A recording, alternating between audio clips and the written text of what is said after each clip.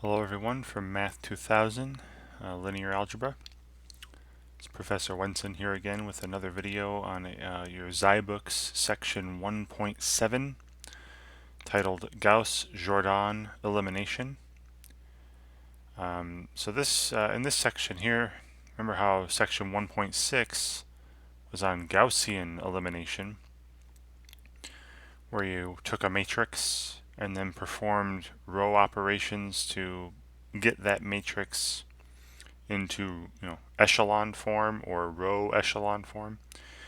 This is just going one step further and taking a matrix, performing row operations to get that matrix into reduced echelon form, right? Or reduced row echelon form. Okay. So you'll see here the Gauss-Jordan algorithm. Again, just as an algorithm that transforms a matrix into reduced echelon form.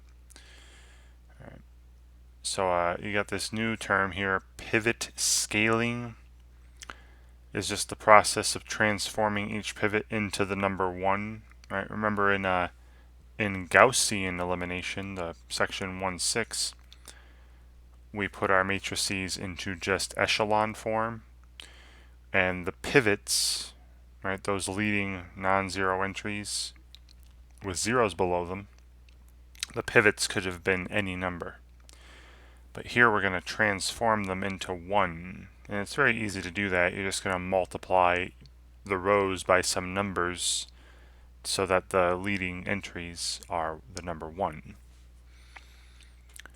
All right, and you did forward elimination in section 1.6. Talk about backward elimination here. This is just making sure that you go from row echelon form to reduced echelon form or reduced row echelon form. So not only have zeros below the pivots, but zeros above the pivots as well. Right? So here's the algorithm. It says perform forward elimination. Right? This was that from section 1.6, step 1. Get it into, get your matrix into echelon form or row echelon form. Then scale the pivots. Right? Basically, make every leading entry, every pivot, a 1. Then perform elementary row operations using the rightmost pivot so that all entries above the rightmost pivot are zeros. And you just keep doing this until you get all the entries above all the pivots to be zeros. Okay, so now they go through an example here. I'm actually going to do this on paper and also show you how to do this with your calculator to check yourself. Now if you recall, remember how echelon form, right, just row echelon form, plain old echelon form, was not unique. When I did in section 1.6, when I put a matrix in echelon form on paper, it wasn't necessarily the same as it was in the calculator, right? When I did that REF, right, row echelon form. But what you're going to see is when you do Gauss-Jordan elimination, right? Put the matrix in reduced echelon form.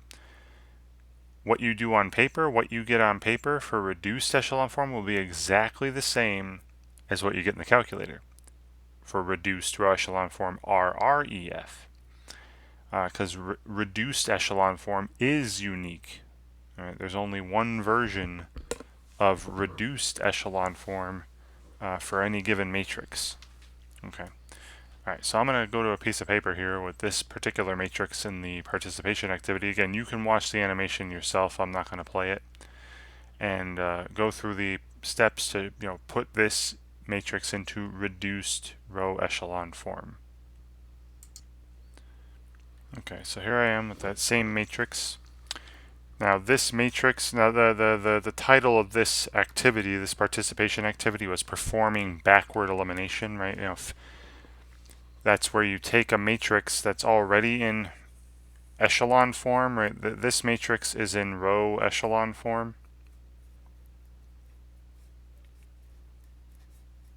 already. Right, you got the pivots. Right, what are my pivots here? Remember, the pivots are just the leading entries when you're in echelon form, right? The leading non-zero entries. So there's the pivot from the first row, the pivot from the second row, and the pivot from the third row. And you see all this, this is an echelon form here because, all these pivots have zeros below them, and each pivot in a row is to the right of the pivots above it, right?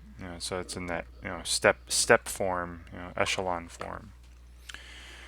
Okay, and what we're doing when we do backward elimination is you take a matrix in, echelon form, like this, row echelon form, and put it into reduced row echelon form, right? So I'll follow the steps that were mentioned above, right? Well, in the ZyBooks section.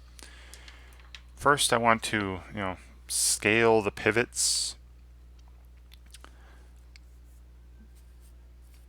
So I'm going to do that pivot scaling that was mentioned in the section, where I'm going to change each of the pivots into the number 1, right, by performing some row operation. Now this second pivot is already the number 1, so I don't need to do anything to the second row. But the third row and the first row, alright, so I'll start with the one from the farthest right pivot, as they mentioned. I'll start with that one. You multiply by the reciprocal of the pivot. So this third row I would multiply by negative 1/17. Alright, I multiply row 3 by negative 1/17, and that'll give me a new, right, produce a new row 3. Right. Also though, alright, I'm going to do both of them at the same time. Alright. If I would like to change this pivot into a 1, I'd need to multiply the first row by 1/4, right, the reciprocal of 4. So I'm also going to do 1/4 times row 1, and that will produce a new row 1. Okay. Right, so we're performing these operations, and I'll write the new matrix down here. All right. So if I multiply the only rows that are changing with arrows pointing them here are row 1 and row 3. The first row I'm multiplying by 1/4, so that gives me 1 there. Then negative 1/4.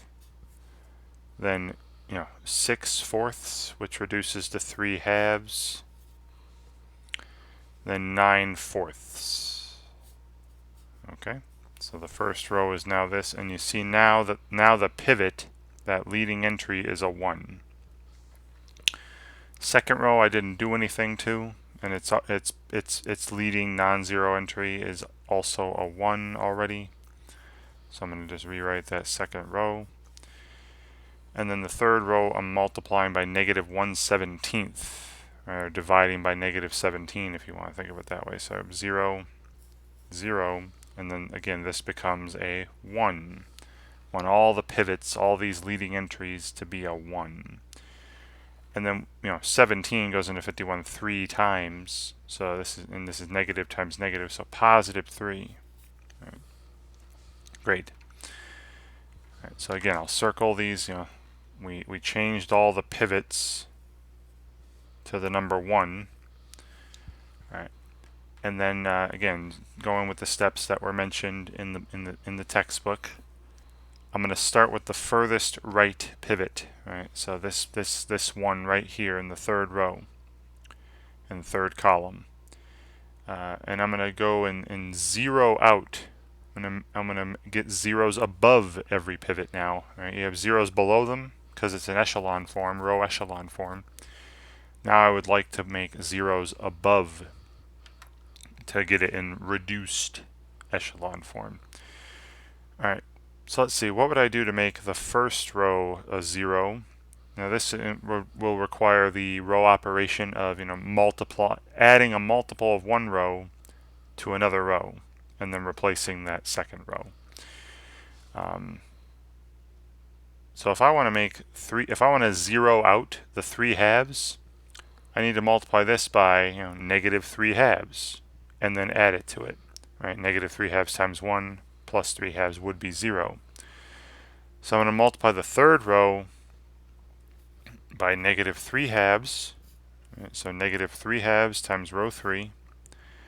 And I'm going to add that to row 1 to make that entry in the first row, third column, a 0. Right? Get rid of that 3 halves. And this will produce a new row 1. Right? I'm going to replace row 1 with entries after multiplying this third row by negative 3 halves and adding it to the row 1 entries. Alright, that'll zero out this entry. Now what about the 2? So again, I just use this pivot here underneath them.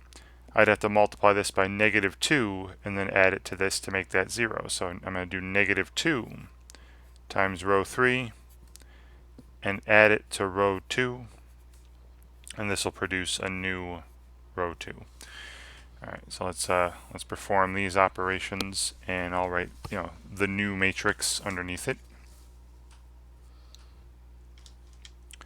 Alright, so I didn't do anything to the third row, right? I'm only producing a new first row and second row. So I'm just gonna rewrite the third row. 0, 0, 1, 3 there. Alright, so you see the first row has an arrow pointing to it. It's going to be replaced. Let's replace this first row. So it's negative 3 halves times the row 3 entries plus the row 1 entry will give me a new row 1 entry. So negative 3 halves times 0, plus 1 would be 1. 0 plus, negative 1/4 would be negative 1/4. Okay. Then negative 3 halves times 1 plus 3 halves is 0, like I wanted. Alright.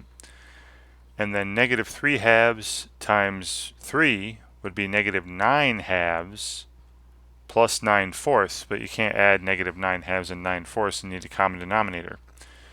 So negative 9 halves is negative 18/4 plus 9/4 would be negative 9/4. So now I have negative 9/4 up here. Again, I'm not writing out all the arithmetic. Okay. There. Now I've got my new row 1. I do the same to row 2, right? But using this operation. So I'm going to replace row 2 with negative 2 times the row 3 entries plus row 2 entry. Right. So negative 2 times 0 plus 0 is still 0. 0 plus 1 is still 1.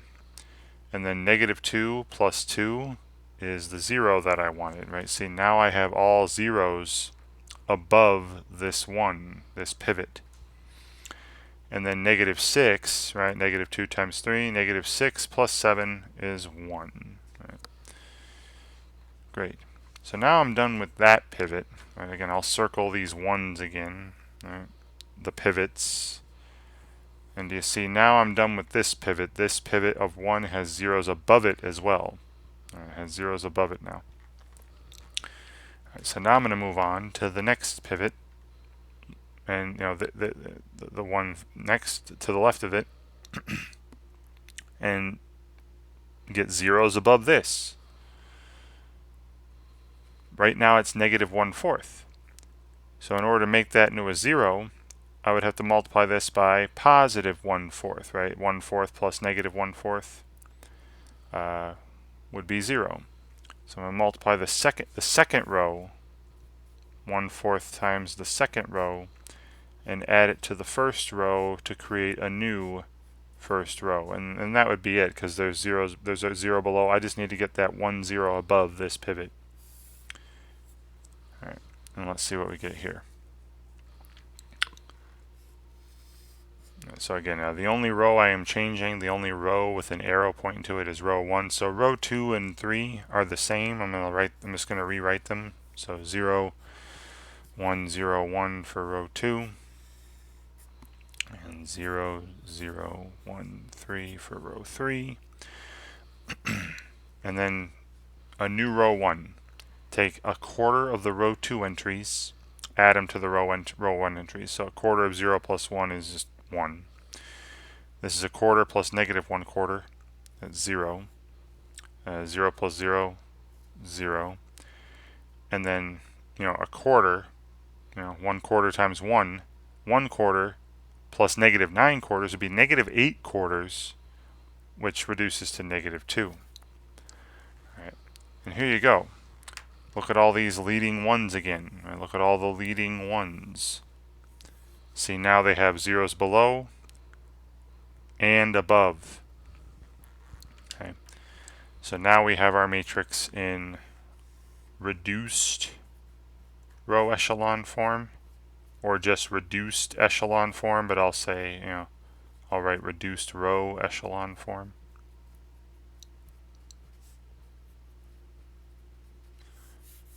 All right, and that would be the completion. Right, I'm done here. I got it into reduced row echelon form. This is the completion of what's called, backward elimination or Gauss-Jordan elimination. All right. Okay, now let me show you that you can have your calculator do this as well. So let me go back to the original matrix here. Right. So this was the original matrix, and here's what I got when it was in reduced echelon form, reduced row echelon form. So what I'm going to do is I'm going to go to my calculator and enter this matrix that I started with. So if you recall how to do that, I'll just refresh your memory real quick. Alright, so if you go second, hit the X inverse button, you got the matrix menu, right? Go over to edit to make a matrix. And that, this matrix I started with, all these are 3 rows, 4 columns, right? So 3 by 4. And then I enter all the entries, 4, first row is 4, -1, 6, 9, then the zero's already there, so just enter, move on. 1, 2, 7, and zero's the enter, just keep the 0, keep that 0, third row, second column, third row, third column is -17, and third row, fourth column is -51. Okay, so I entered my matrix. So now I quit, go second mode, above the mode buttons, quit, get back to the main screen. And then I'd like to put this matrix into this reduced row echelon form, and on the calculator, this is abbreviated RREF, right? You saw last section, you saw REF, that was just regular row echelon form. RREF is reduced row echelon form. So I go back to the matrix menu and over to where it says math. Okay. And then you scroll down far enough. I believe it's at like A or B or something. You'll eventually see REF and RREF. Now you could also just go alpha, hit the alpha button, and then type the letter B if you just remember it's that letter. So if I go alpha B, see RREF pops up on my screen. Again, this is reduced row echelon form. And then in parentheses after that, you're going to put, what matrix would you like the calculator to put into RREF, reduced row echelon form. So back to the matrix menu, and then under names, I just, put, that was matrix A that I entered. And then I hit enter, and you see the 1 0 0 -2, 1 0 0 -2, 0 1 0 1 0 1 0 1, 0 0 1 3 0 0 1 3. It's exactly the same as I got on paper, doing it by hand. All right. So use the calculator as a check on yourself. Don't just resort to it right away, because I am, when I do examinate you, when I give you exams, I'm going to want to see on certain problems, I am going to ask you to show me what operations you used. Okay, so just having the calculator spit out the reduced echelon form for you isn't going to cut it, but you can use it as a check. Did I do this right? Because if you did it right, it'll be exactly the same as RREF in the calculator. All right.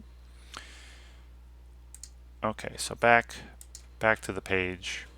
So they go through these steps here, and you can put it in reduced row echelon form. All right. So this is a similar problem where this matrix here, it's another 3 by 4 matrix. It's already in echelon form. Okay, see it's in echelon form already. You got zeros below the pivots. You're just asked to make the pivots into a 1. So I multiply the first row by a quarter, the third row by a quarter, and the second row by negative 1/3, right, to turn these leading entries all into 1s. And then starting from the rightmost pivot, just do operations to zero out, make zeros above all the pivots of 1. All right, so I'll leave this one to you because again, it's already starting off in echelon form. I want to do an example where it's not in echelon form first, and then we go through the whole process: forward elimination and backward elimination. All right, so here we go.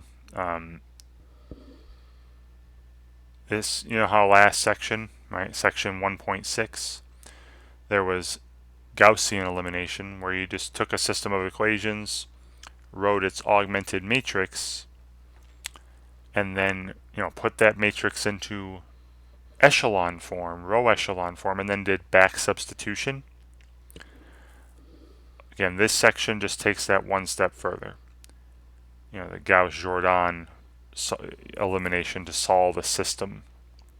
So you take a system, you put it into its augmented matrix, then perform forward and backward elimination, Gauss-Jordan elimination, and get it into reduced row echelon form, and then you can state the solutions. And it's very easy to see the solutions when you're in reduced echelon form, as we'll see in this example. All right, so again, I'm gonna write this down, and we'll do this on paper. Okay. Okay, so here I have that same system from the participation activity written up, and we're asked to solve the system using what's called Gauss-Jordan elimination, which is just forward and backward elimination. All right. So I have my system now. It's already set up in the way that we wish, where all the variables are on one side of the equal signs and all the constants on the other side, and the like terms are all lined up, right? The x1 terms, the x2 terms, the x3 terms. So what I've done here is I've already written the augmented matrix for this system. All right, down the first column, the coefficients of x1, 1, 2, and 0. Down the second column, the coefficients of x2, 2, 7, negative 2. And down the third column, the coefficients of x3, negative 1, negative 8, and positive 2. A bar where the equal signs would go. And then the constant column here, negative 2, negative 16, and 2. Right. Okay. So now I'm going to perform row operations to get this matrix into reduced row echelon form, RREF. And then I'll go to the calculator and see that I did it right, double check myself. All right. So first I'm going to perform forward elimination. So remember, that's where I want my first pivot, my current pivot, to be in the upper left hand corner here. I want the first pivot to be in the first row. All right. So the first non-zero entry, see here, is this 1. So there's the current pivot. And then I'm going to perform some operations to get every entry below this to be 0. All right, well, this third row first column entry is already 0. So I just want to change the 2 into a 0. So I would multiply this by negative 2 and add it to 2. Right? So I'm going to multiply the first row by negative 2, right, to make that negative 2, and then add it to 2, add it to row 2, and this will produce a new row 2. Right. Let's see what matrix we get here. All right, so again, the only thing I'm changing is row 2. So row 1, I'm going to rewrite, and row 3 is not changing. Only row 2 is changing. So negative 2 times 1 plus 2 is 0, like I want. I want all zeros below that pivot. Then negative 4 plus 7 is positive 3. Again, negative 2 times the first row plus the second row. Then positive 2 plus negative 8 is negative 6. And then positive 4 plus negative 16 is negative 12. Okay. Alright, so there's a first step there. Now my next pivot, I'm done with this first row pivot here. The next pivot is the first non-zero entry in the second row, 3. Now what I'm going to do is I'll jumble the steps a little bit. I think I mentioned this in the last video in section 1.6 as well. I like to have my pivot, the current pivot I'm working with, be a 1. This one was a 1 here. So I'm going to change this into a 1. Right, and that's just by multiplying it by 1/3. Right, I take 1/3 times the second row, row 2, and that'll produce a new second row. Right, so let's see what matrix we get after this. Alright, so I'm only changing the second row again, so the first row isn't changing. The third row is not changing. It's the second row I'm multiplying by 1/3. Right? So we have 0, and then 1/3 of 3 is, again, I want the leading entry to be a 1. And then 1/3 of negative 6 is is divided by 3, right? It's negative 2, and then 1/3 of negative 12 is negative 4. Okay. So again, working with this. Now, again, I'm going to kind of jumble some things where, instead of just getting 0 below, remember I want zeros below and above all these pivots eventually. So I'm just going to do that right now. All right. I'm just going to do that right now. So to get a 0 below, I'd have to multiply this by 2 and then add it to row 3. Right? So I'm going to take 2 times the second row and add it to the third row to get a new third row. All right, that'll produce a 0 in this third row second column entry. But I'll also, at the same time, I want to get zeros above. All right? So in order to do that, I need to multiply this by negative 2 and then add it to this, right? So I'll also do negative 2 times row 2 and then add that to row 1 to produce a new row 1. Okay, so let's do both of those at the same time and get zeros above and below this pivot. Right, again, this is just something I personally like to do, get zeros below and above right now. All right, so let's see what that produces. All right, so again, the only rows that are changing are row 1 and row 3. So I'm going to keep row 2 the same.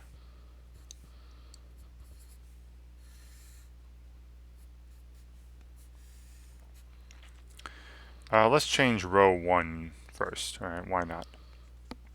So I'm going to multiply the second row by negative 2 and add it to the first row and create a new first row. So it's 0 plus 1 is 1. Negative 2, again, negative 2 plus 2 is 0, like I wanted. Then positive 4 plus negative 1 is positive 3. And then positive 8, right, positive 8 plus negative 2, positive 6. All right. Okay, and then let's change the third row doing this operation. Right, take double the second row entries, add it to the third row. So 2 times 0 plus 0 is 0. 2 times 1 is 2, plus negative 2 is 0. Double this is negative 4. Negative 4 plus 2 is negative 2. And double this is negative 8. Negative 8 plus 2 is negative 6. Right. Okay. So now I've got this leading one with zeros below and above it, this leading one, this next pivot with zeros below and above it. The last pivot, next row, the first non-zero entry is this -2. Now I'm working with -2. So again, I would like to change this into a 1. All right, so first I'm going to change this into the number 1. So that'll simply be by multiplying by -1/2. You multiply by the reciprocal. All right, so -1/2 times row 3 will give me a new row 3. And let's see, let's write the matrix that results from this. So I'm only changing row 3. All right, so row 1 and 2 are the same.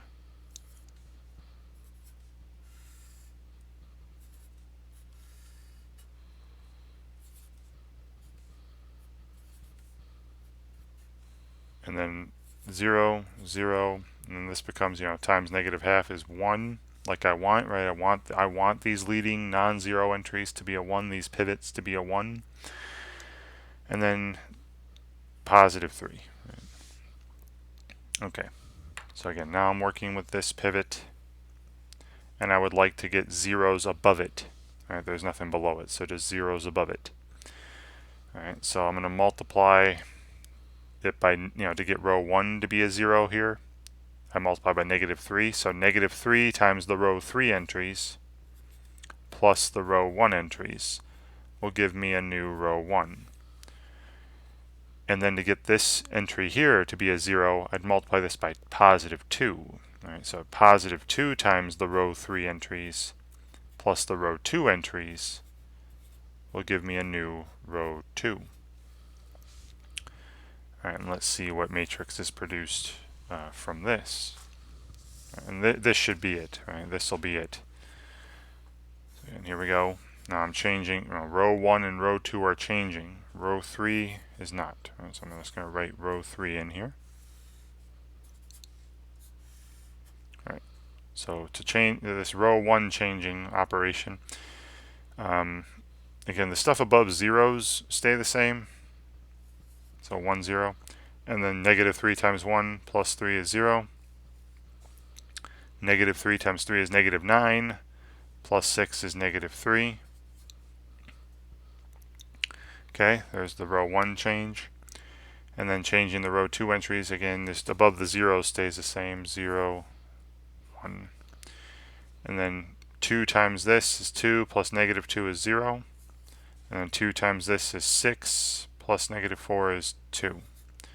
And here we go. All right, this, I'm done with the Gauss-Jordan elimination. This is in that reduced row echelon form.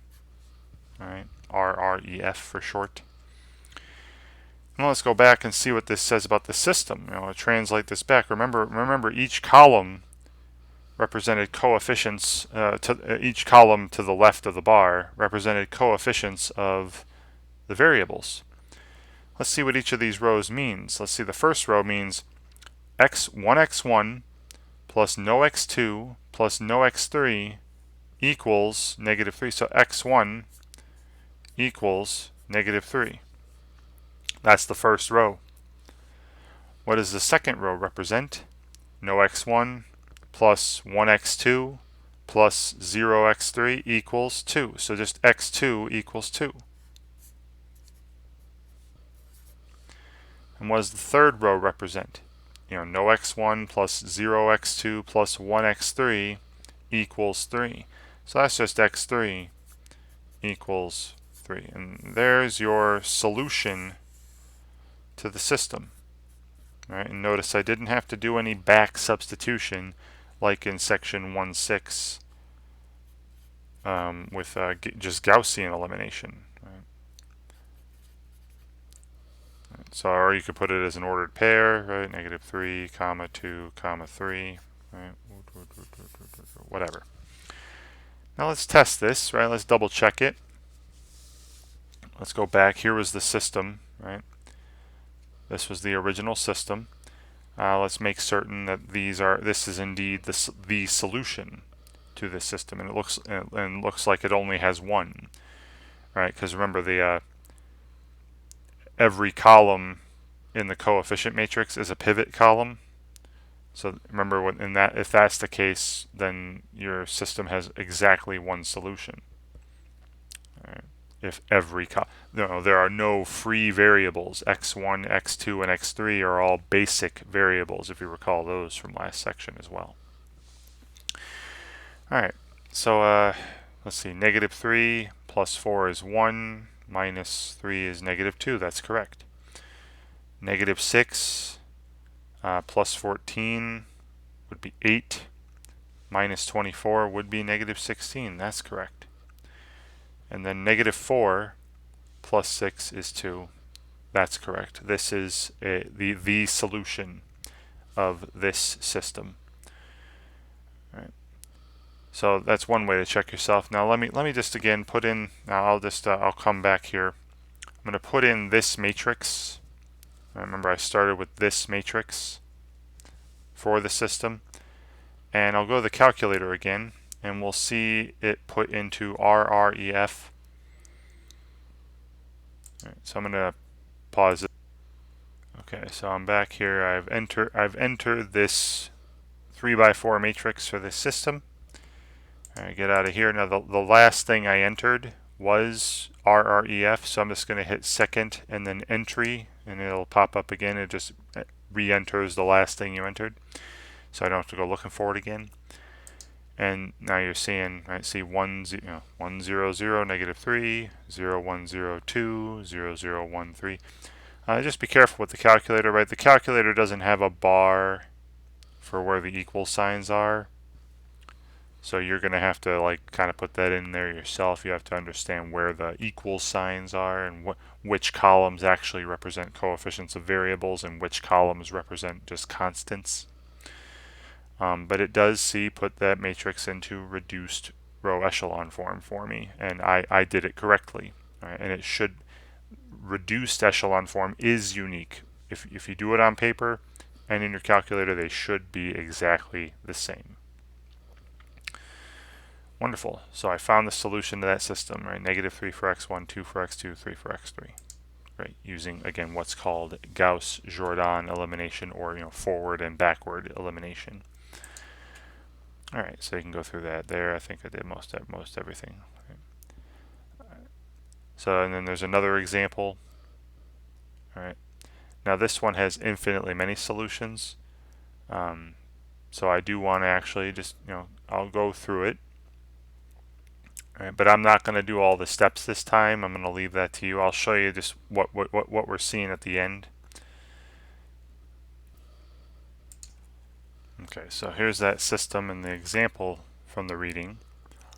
It's got 3 equations with 4 variables, right? x1, x2, x3, x4. So I got 4 columns to the left of the bar here. Right, coefficients of x1, the coefficients of x2, the coefficients of x3, the coefficients of x4, equals, the little bar for representing the equals, and then the constants. Alright, so I'm going to just write out here for you, again, you do steps, do row operations, but I'm going to write out what the reduced row echelon form is just right now. And because you saw from the last example, it's a little tedious. Actually, this one isn't so bad. Because look, I mean, there's already, this pivot is a 1 with zeros below it. This second row has a pivot, right, a 1 with zeros below and above it. And the third row has a pivot, and so actually I could just do this pretty quickly right now. All I would need to do to get this into reduced echelon form is get zeros above this last pivot. Alright, so I would just simply take row 3 and just I would only need to add it to row 1 to get that first row third column entry to be a 0. So that'll give me a new row 1. And then multiply it by -2. Right, -2 times row 3, and add it to the row 2 entries to make the row 2 entry and row 2 column 3 to be a 0. Yeah, so this one ain't so bad actually. If it were like a larger matrix, or it wasn't, or if these first 2 columns weren't so nice, I would have just gone to the calculator and showing you. So there we go. Again, these columns with the pivots and zeros below and above them, they'll stay the same. The third row is not changing, so I'll fill in the third row. And then we just add these. So 1 plus -1, 0. -2 plus 4 is 2. 3 plus -1 is 2. And then multiply -2 times the third row plus the second row. -2 plus 2 is 0. And then 4 plus -4 is 0. And then -6 plus 2 is -4. Right, so here's reduced row echelon form. Okay. And you can go to the calculator and double check. All right, and now we're solving. All right, we're writing the solutions of the system, and you saw this last section as well. You see how this particular matrix, look at the pivots. All right, the pivot, all these leading ones, right? So x1, x2, and x3, right? These are in the first three columns corresponding to the coefficients of x1, x2, and x3.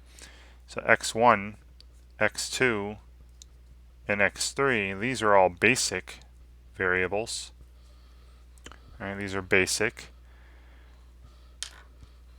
Look at the fourth column here. Again, only in the coefficient matrix am I looking for basic and free variables. Right? These are only ones with variables attached. On the right side of the bar, these do not have variables attached. These are constants. And only this column here doesn't have a pivot in the coefficient matrix. And those represented the coefficients of x4. So x4 is one of those free variables. Now remember, if you have a free variable, that means the system is going to have infinitely many solutions. Right. So now what we can do now is we can express every variable in terms of this free variable. All right, so let me go back, translate this back to what it looks like as a system. The first row would simply be x1 plus 2x4 equals 2. The second row would be x2 equals -4, right? So that's the value of x2 in any solution. All right, the value of x2 in any solution is going to be -4. Then the third row is x3 minus 2x4 equals 3. And do you see how we can solve each of the variables, each of the basic variables, get it in terms of the free variable?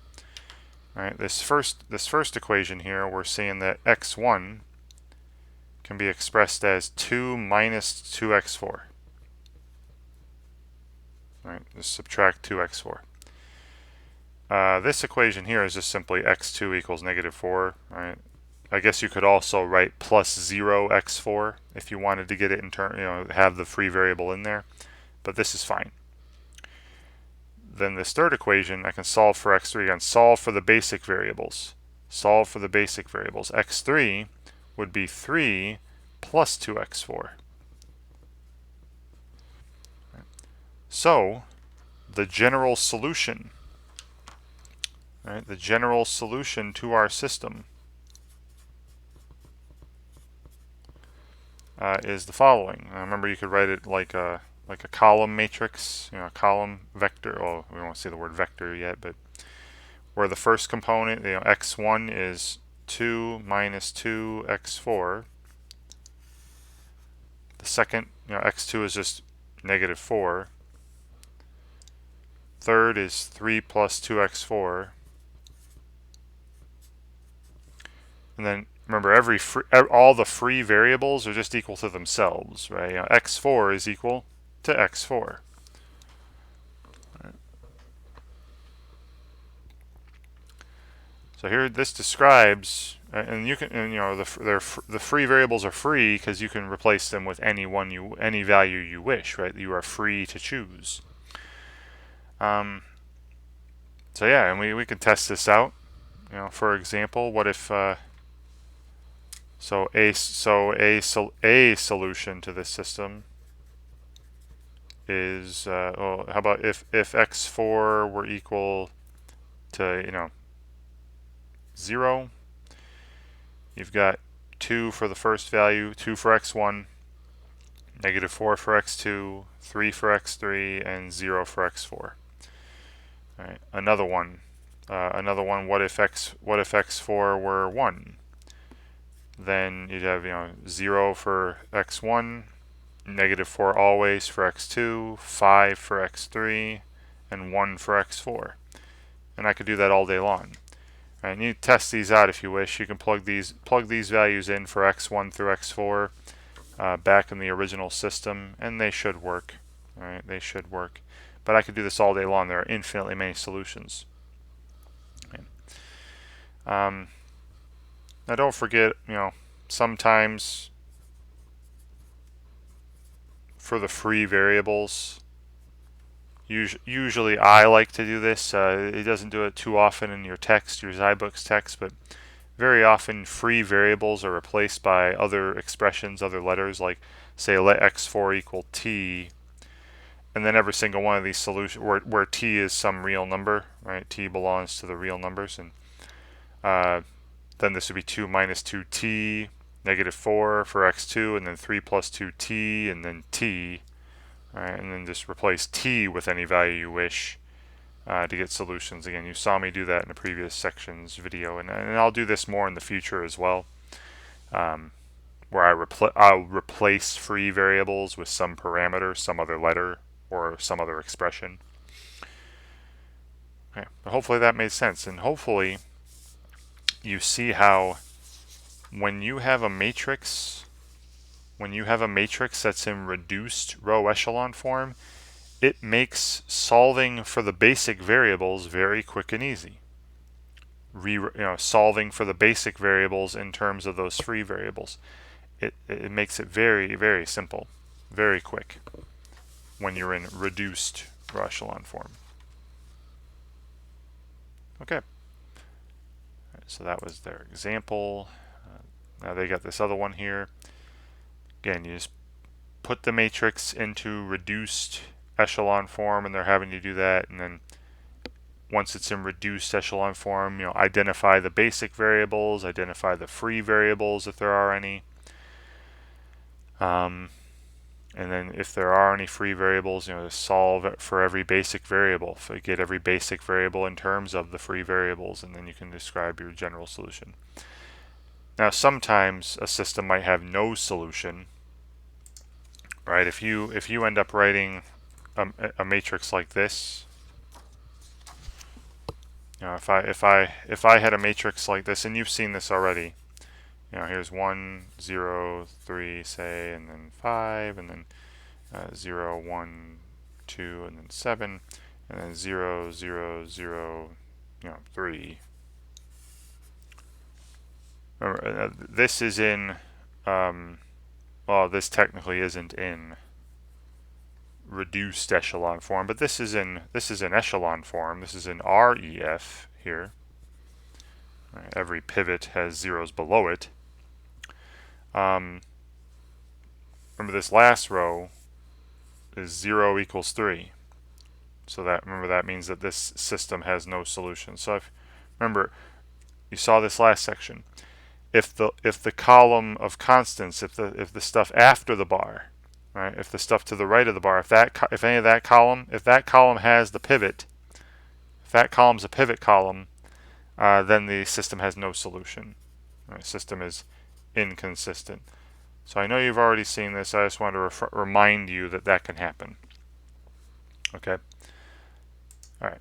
So you do the participation activity. Now the challenge activity is stating solutions. Right now, let me show you. I'll start it off for you. There are 5 of these. See this one here? The augmented matrix corresponds to a system with variables x1 and x2. So remember this. What do these mean? This is x1 plus no x2 equals 3. So x1 equals 3. So you can just click that up to 3, or just type in the number 3. This second row is 0x1 plus 1x2 equals -4. So x2 equals -4. And there you go. There's the solution to the system, represented by that matrix. Okay. Pretty quick and easy there. I'm sure they get more complicated. Right? Yeah. So this one. Now this is not in reduced echelon form, but you could very easily put it in reduced echelon form. Right. So I'll write this up. I'll actually pull this up. I'll put it on paper on the same screen here. So I mean, now you could solve this with it's in echelon form, right? This is in echelon form. It's -15. So you could solve like in section 1.6 with back substitution, right? Because you know from this row that x2 must be equal to 4, right, from the second row. And then from the first row, x1 minus 3 times x2, well, x2 is 4, so minus 3 times 4, this is the back substitution, must be equal to -15. So this is x1 minus 12, and then I would add 12. This leads me to x1 must be equal to -3. So -3 for the first variable, +4 for the second. Or you could perform operations and put this in reduced echelon form. Right now it's in REF. Right now it's in just row echelon form. I would just simply multiply the second row by 3, add it to the first row. Right, so 3 times row 2 plus row 1 give me a new row 1, and then I'd have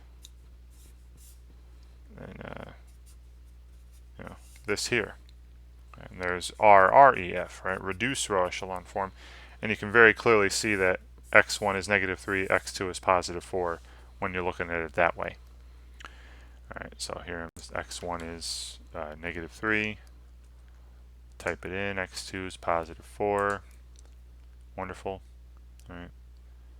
Let me go through the explanation. You see, because it's in this section, you see the explanation. They are putting it into reduced row echelon form, even though you could do it through back substitution as well. All right. And then this one, you'd have to go through all the steps. Right. So I'm going to leave that to you. All right, the last three, and again, you might be seeing some different ones than me, but the process is the same. Get this matrix into reduced echelon form. All right, and please, I mean, you could use a calculator, sure. I'm not going to be there to stop you, but I'd also recommend please practicing using the operations, right? Writing out step by step what operations you're doing, because when the first exam comes in week 5, I will have some problems where I ask you specifically to write out your steps. Other problems I'll say it'll be fine to use the calculator, but I will have problems where I ask you to write out the steps that you used to put the matrix into reduced echelon form. All right. Okay, so then solve that system, and that's it. Right, then you have your additional exercises, right? Some of these are showing up in week 3, the assignment 3. And I do have. Let me reveal them. I do have the solutions available to you. So I mean, and not every single one of these is assigned. So, but I would still recommend doing them all, just for practice, and then you can check the solutions here, see how you're doing. And I don't think there's too many here. And again, not all of them are assigned in your assignment from week 3. But yeah, hopefully this video was helpful. It's just again just an extension on section 1.7. Gaussian elimination is put it in row echelon form and then do back substitution. Gauss-Jordan elimination is put it in reduced row echelon form, and then you can pretty readily see the solutions when it's in reduced echelon form. All right. So thank you for watching. Hope you have a good time going through this.